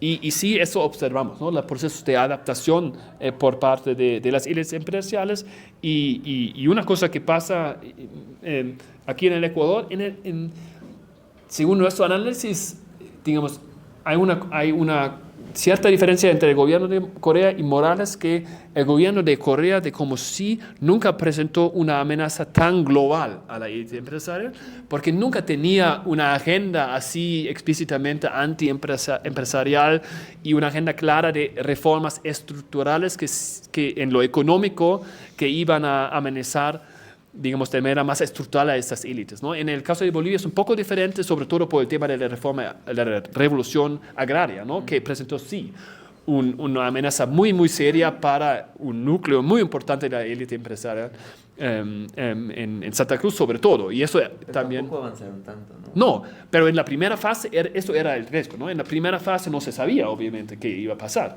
Entonces, la primera fase, por eso, en el caso de Bolivia, es mucho más de confrontación, ¿no?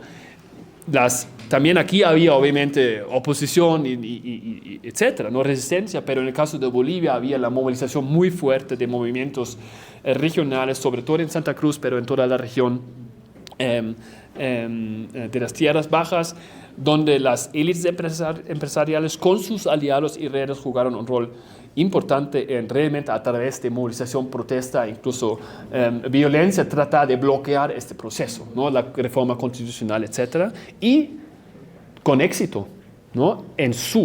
Políticamente fracasaron, económicamente tenían éxito, ¿no? En la nueva constitución, y eso era una parte importante del acuerdo que se logró para tener la nueva constitución, que se imponen límites máximos a la tenencia de tierra, pero eso, ¿cómo se dice? No retroactivo. Entonces, garantizando todo lo ya está.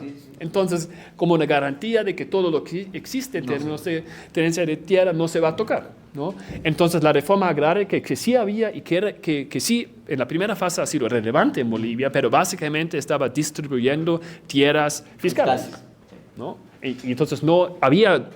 Dos casos, creo, así aislados de expropiación, pero eran más por líos políticos y judiciales, ¿no? Entonces no había esa. Y entonces esas élites exitosas en lo económico fracasaron en lo político y después se adaptaron, ¿no? A esa situación.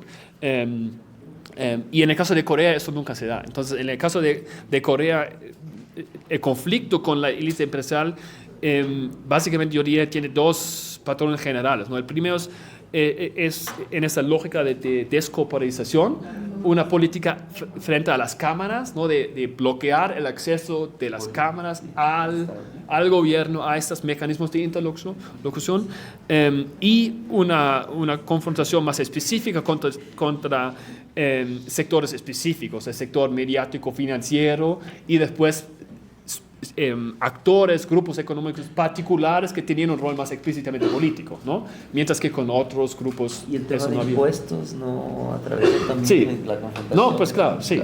Sí. Sí, para no... eso del capitalismo cognitivo, ¿qué era la Sí, ¿cuál era la pregunta? Perdón. He comentado que en una clase de pensamiento Sí. político moderno habíamos hablado del capitalismo cognitivo que estamos Sí. viviendo ahora, que básicamente era convertir la creatividad, el conocimiento y la información como una fuente de valor y riqueza. En ese Ajá. sentido, Ujú. ¿cómo influía el capitalismo cognitivo en las relaciones internacionales de Ecuador, Perú y Bolivia, considerando el impacto de los gobiernos de derecha, que es el poder empresarial en la política? Ajá. Bueno, yo diría, yo no soy experto en eso, pero con respecto al tema, aquí una pregunta clave, y más es una pregunta que una respuesta, pero tal vez las compañeras tienen respuestas, es cómo este cambio, digamos, estructural también del capitalismo, al menos parcial, ¿no? en ese sentido, como ese también puede cambiar las lógicas y los instrumentos del poder empresarial, ¿no? Y como, por un lado, y como obviamente también puede cambiar las élites empresariales también, ¿no? Porque eso era también una pregunta, ¿no? Un poco, en parte vemos las viejas élites empresariales retomando fuerzas, pero también hay nuevas élites, ¿no? Y eso es algo que no tocamos tanto, ¿no? En el libro, pero sí me parece hacia el futuro importante de entender, ¿no? Cómo las élites económicas, al menos nuevos segmentos pueden retomar fuerza que más reflejan esta lógica de lo que llamas el capitalismo cognitivo, ¿no? Entonces, por un lado, puede cambiar, digamos, las formas de incidir, sobre todo en el poder discursivo, yo diría, pero también en lo instrumental, y por otro lado puede cambiar también a las mismas élites, ¿no? Que van a ser un poco diferentes, porque las élites tradicionales, que aquí todavía son claves, bueno, los más importantes son élites agroindustriales, exportadores, con sus nexos no financieros, ¿no? Y entonces esas élites más digitales van a tener un funcionamiento diferente, me parece, ¿no? Y eso sobre todo porque también el tema de movilidad es un tema clave, ¿no? Y eso es muy diferente en esas dimensiones que en lo agroexportador, etcétera, ¿no? Porque es muy físicamente muy fijo. Y último punto, perdón por otra vez hablar tanto. Bueno, esa pregunta, bueno, sí. Yo tenía una respuesta, ¿no? La posibilidad de una nueva marea rosa y la posibilidad de una ruptura más decisiva. Bueno, hay quienes dicen que ya estamos en una segunda fase, no aquí obviamente, pero con los gobiernos, lo siento, pero con Petro, con Boric, con otra vez Lula, sí, con México, con Honduras, entonces sí, pero con la excepción de Brasil, no es una segunda, sino son los países que no han tenido la primera. Entonces es más como que los países que por razones que no podemos decir aquí, que no tenían la primera, ahora tienen su primera marea rosa, que desde la mirada regional puede ser la segunda. Medio tirando al amarillo en el caso de Chile. Sí, no, pues. Muy desdibujado. No, pero así era también la primera, ¿no? La primera tenía de los Kirchners, de Lula, bueno, se discutía del caso de Bachelet en este entonces, Chávez, bueno, experiencias también muy diversas, ¿no? Y yo diría que, pero sí es segunda en el sentido que sí me parece que al menos en lo conceptual, en la práctica sigue siendo muy difícil, ¿no? Pero por ejemplo en el caso de Petro me parece que es mucho más explícito en la agenda, ¿no? Sí. Un tema que nosotros también confirmamos, no somos los primeros, ¿no? Que es el tema de, bueno, el poder estructural y tiene mucho que ver con la lógica extractivista del modelo de desarrollo. Porque más allá de los cambios entre el modelo más estadocéntrico, más mercadocéntrico, hay una continuidad en la lógica extractivista. Y sí, ya los gobiernos de Morales, Correa, ya tenían una agenda de, bueno, aquí el cambio de la matriz productiva, etcétera. Me parece que en el caso de Petro en Colombia eso es mucho más explícito, ¿no?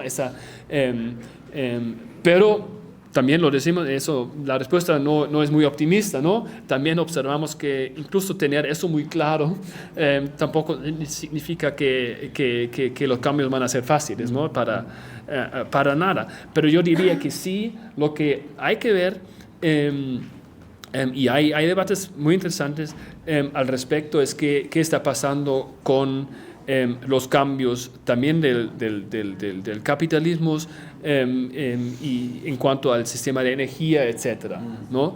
Y obviamente no es ninguna garantía para nada que eso va a solucionar problemas, ¿no? Por eso hay todo el debate sobre extractivismo verde, colonialismo verde. Entonces, bien puede ser que esto solo va a reproducir las lógicas con un funcionamiento un poco diferente en cuanto al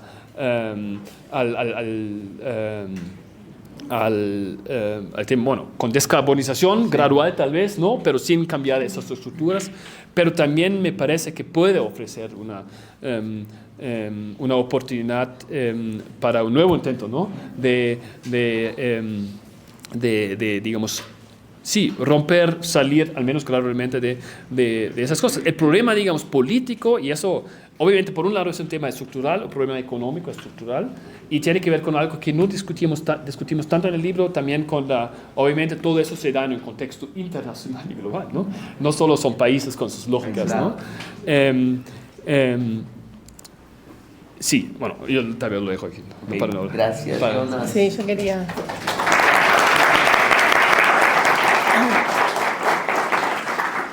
¿Puedo hacer un...? Claro, por supuesto. Ya sé que nos extendimos mucho, pero quería hacer dos comentarios, ¿no? Por un lado, un comentario más ligado a la cuestión del famoso boom de los commodities, ¿no? Que por lo general a mí me incomodan bastante cuando los análisis parten de esa variable económica, ¿no? Para comprender la política, ¿no? Esto de cómo los gobiernos progresistas tuvieron un boom de los commodities, las materias primas, ¿no? Un buen precio del petróleo, entonces pudieron, no necesitaron depender, no dependieron de los empresarios, ¿no? Del poder estructural de los empresarios, pudieron llevar adelante políticas, ¿no? Inclusivas, que reduzcan desigualdades, que reduzcan la pobreza. Porque si vemos, ¿no? Lo que pasó, por ejemplo, en el gobierno de Lasso, ¿no? En Ecuador en el año 2022, ahí tenemos algunos datos que si vemos, por ejemplo, el precio del petróleo, el nivel de inversión pública en exploración y en producción petrolera, Lasso tuvo los mismos indicadores en el año 2022 que tuvo Correa en el año 2012. ¿No? Y vemos que el gobierno de Lasso, ¿no? Que fue un gobierno obviamente empresarial, no muy permeable a la captura empresarial, no solo porque él era un empresario, banquero, sino que habilitó, ¿no? y continuó la senda comenzada por Lenín Moreno, ¿no? Esto de la captura del Estado, de la permeabilidad del Estado. Vemos entonces que esa variable a veces nos queda corta para comprender la política, ¿no? Para comprender la influencia política de las élites en el Estado. ¿Sí? Y comprender las matrices de políticas públicas, porque vemos que todos los indicadores socioeconómicos descendieron y empeoraron durante el gobierno de Lasso, teniendo, digamos, la misma variable económica, ¿no? Si nos detenemos en la cuestión del boom de los commodities, ¿no? Entonces, por un lado como eso, ¿no? Un comentario, ¿no? Para seguir con la discusión de que la política importa. Y el segundo comentario que está ligado a esto es que respecto a la fragmentación de las élites económicas, y que creo que en el caso de Ecuador es cierto que ha habido una fragmentación, ¿no? En el caso de Bolivia, en la media luna, ¿no? En el sector de la media luna, vemos que ha habido, ¿no? Y como muy bien lo muestra el libro, una unidad de las élites empresariales. En el caso de Ecuador, esa unidad llegó, creo, más tardíamente, y creo que llegó en el año 2021, con la elección de Lasso, donde las élites lograron conformar un bloque de poder hasta el día de hoy, ¿no? Después, por eso también se entiende la continuidad con la elección de Noboa.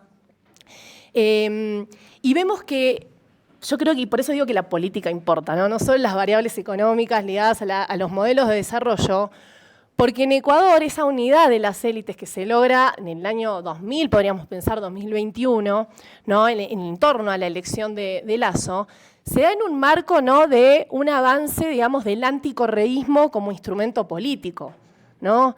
Y ese anticorreísmo, motorizado y también encarnado en las élites empresariales, viene dado también, y ahí por ahí discrepo un poco con lo que decía Jonas, con la radicalidad de lo que fue el proyecto progresista en Ecuador. ¿Sí? Si vemos los indicadores de América Latina, Ecuador y Bolivia fueron los dos países de la región latinoamericana que durante 2006 y 2017 más redujeron desigualdades. Más redujeron pobreza. ¿No? Tenemos indicadores desde la CEPAL hasta el Banco Mundial. Todos coinciden con eso, que Bolivia y Ecuador fueron los dos países que más redujo desigualdades, ¿no? Y que eso viene dado por una intervención política, una intervención del Estado, ¿sí? Por un cambio político y por un cambio ideológico. ¿Sí? Por eso digo que me incomoda mucho esto de esta variable económica, del boom de los commodities, como la que explica, digamos, la política. No, los proyectos políticos también importan, y me parece que en el caso de Ecuador esa unidad de las élites económicas viene dado como respuesta a la radicalidad. Podría haber sido mucho más radical, después de eso es otro debate, ¿sí? Pero la radicalidad que fue el proyecto, ¿no? Que gobernó entre 2007 y 2017 en Ecuador.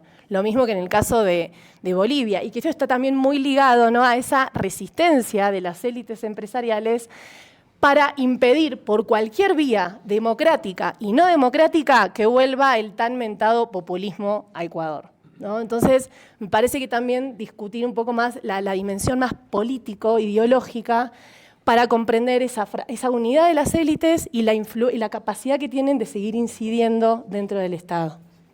Eso. Sí, no.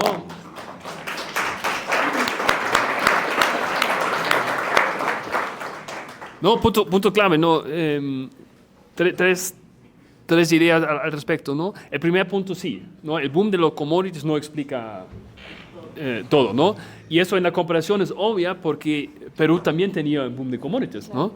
Entonces, obviamente los tres países que básicamente exportan ese tipo de commodities se beneficiaron. En el caso de Bolivia y Ecuador, eso facilitó, pero en un contexto político específico, unas políticas más post-neoliberales. En el caso de Perú, consolidó un modelo bien neoliberal, ¿no? Entonces, digamos, muy obviamente yo diría, no es que el boom de los commodities explica todo. Y en términos más regionales, es aún más obvio, claro, porque el giro a la izquierda de María Rosa empieza antes, ¿no? Hugo Chávez se elige en el 98, ¿no? Entonces, obviamente todo el giro, digamos, la tendencia tiene que ver mucho más con procesos de desgaste de este modelo de la doble transición, ¿no? Esta combinación de democracia y neoliberalismo, la movilización social en algunos casos, no tanto en otros, etcétera, correlación de fuerzas, y etcétera, etcétera, ¿no? Entonces sí, la política importa, ¿no? Comparto plenamente eso. Con respecto a la unidad, la fragmentación y la unidad, de mi modo de ver, lo que observamos más, y eso lo dijiste, ¿no? Con respecto al anticorreísmo, ¿no? Lo que sí se observa tanto en Ecuador como en Bolivia es que se logra una cohesión, yo diría normalmente temporal, negativa, frente a una amenaza, digamos, percibida, ¿no? Eso sí, pero, y eso ya me parece que podemos observar tanto en el gobierno de Lasso como de Noboa, como los gobiernos anteriores de Corea, que eso rápidamente se fragmenta otra vez y da lugar a disputas intraélites cuando se trata de diseñar políticas, reformas, etcétera, porque no hay esa cohesión como en el caso de Perú, que va más allá de eso, que es más una cohesión también programática de acordar, digamos, una agenda. Obviamente hay temas donde sí hay unidad, digamos, en las élites, pero también hay siempre muchos temas donde no hay, donde más, digamos, segmentos específicos de la élite más aprovechan este acceso para buscar sus privilegios particulares, ¿no? Y no tanto, digamos, una agenda de reformas proempresariales en sentido más amplio. Y la radicalidad, yo diría que es aquí. Yo sí, bueno, como ya dije en Bolivia, me parece que la agenda en el caso de Bolivia ha sido más radical. En la aplicación no. Entonces la aplicación, digamos, en la implementación, digamos, de la revolución democrática cultural, como se llamaba en Bolivia, y la revolución ciudadana, en los hechos, en lo económico, yo diría, que quedó con patrones bastante similares, ¿no? Con avances muy importantes en la reducción de pobreza, la reducción gradual de desigualdad, pero con muy pocas reformas estructurales redistributivas que podían tener un efecto más allá de las políticas mismas, ¿no? Las políticas sociales tienen un efecto, reducen la pobreza, reducen la desigualdad, pero cuando terminan esas políticas, termina el efecto, básicamente, ¿no? Bueno, eso es un poco demasiado fácil, ¿no? Pero como reformas estructurales que realmente cambiaran, digamos, la distribución de la riqueza, ¿no? Entonces, lo que había en los dos países que sí son relevantes reducciones de desigualdad y de pobreza, pero al mismo tiempo también los más ricos ganaron, ¿no? Entonces, ganaron menos, digamos, que los más pobres de alguna manera en términos relativos, ¿no? Pero sí se beneficiaron también. Entonces, sí, radicalidad y por eso también eso ya es demasiado para muchas élites empresariales, ¿no? Ese tipo de política redistributiva que ya nos dice mucho, me parece también, ¿no? Bueno, okay. Perdón, gracias. Bien, pues muchas gracias nuevamente. Antes de despedirnos, quisiera decir dos cosas breves. Primero, quienes quieran tener esta belleza de instrumento físicamente, todos los que amen todavía los libros y tengan guardado en su cochinito para poder hacer el gasto, está a la venta en la editorial Abya Yala, que está en la Universidad Politécnica salesiana. Además es muy linda esa librería. Si no pueden, igual entiendo que el PDF está siendo más o menos de circulación libre, nos lo pueden pedir a nosotros, lo tenemos, se los podemos compartir. Y una última cosa, que ya no tiene que ver con el libro, pero sí con nuestra facultad. Está entre nosotros un querido colega y compañero que está cerrando su ciclo laboral, no en general, sino en esta universidad, porque le queda cuerda para rato. Hoy es la última semana de trabajo aquí de nuestro querido amigo Jorge Luis Acanda.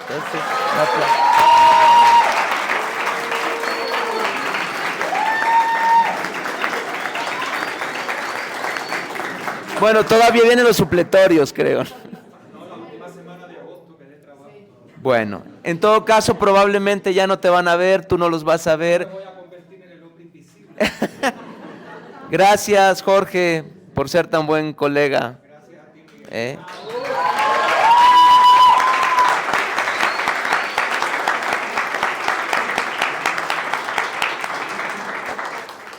Bueno, muchas gracias nuevamente. Esperamos que en los próximos semestres sigamos teniendo debates desde el observatorio sobre el tema de las élites. Muchas gracias.